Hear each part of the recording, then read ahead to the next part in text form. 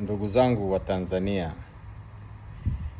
katika suala zima la kuendelea kuangalia athari za uwekwaji wa viwango vipya vya kodi vya kuuza bidhaa zetu katika soko la Marekani, leo hii nitazungumza kwa kifupi tu mazao ya kilimo ambayo tumewekewa kiwango cha 10% tukitaka kuuza Marekani, na kujaribu kutafakari na kuangalia ni kwa namna gani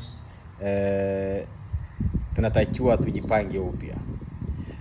Kwa miaka 5 iliyopita, taarifa zinaonyesha kwamba Tanzania imekuwa ikiuza bidhaa za aina 6 Marekani. Bidhaa hizi ni kahawa, chai na viungo penye thamani ya dola za Kimarekani milioni 21.84. Bidhaa nyingine ni tumbaku ambayo ya thamani ya dola milioni 2.5.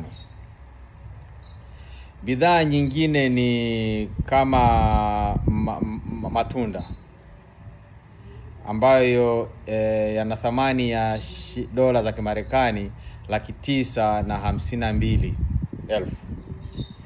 Bidhaa nyingine ni kokoa ambayo taarifa zinaonyesha kwamba tumeuza kokoa ya thamani ya dola 891,480,000.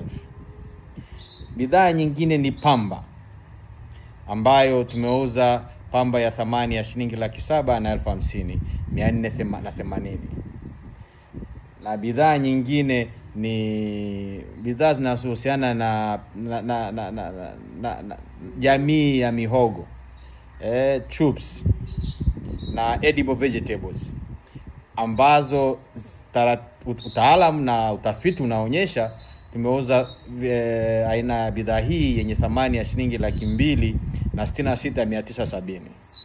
Sasa basi, Bwana Trump katuwekea 10%. Je, kwenye hizi bidhaa 6 nilizotaja tunaathirika kwa kiasi gani? Je, wahusika wako wapi? Watuambie. Wakulima wetu wajipange vipi? Tuna mkakati gani? Mimi nitaendelea kudadavua athari za hivi viwango vipya vya kodi kwa mazao ya aina mbalimbali. Ila kwa leo nimeona niangazie haya mazao ya kilimo. Asanteni sana na Mungu awabariki. Muwe na Jumapili njema.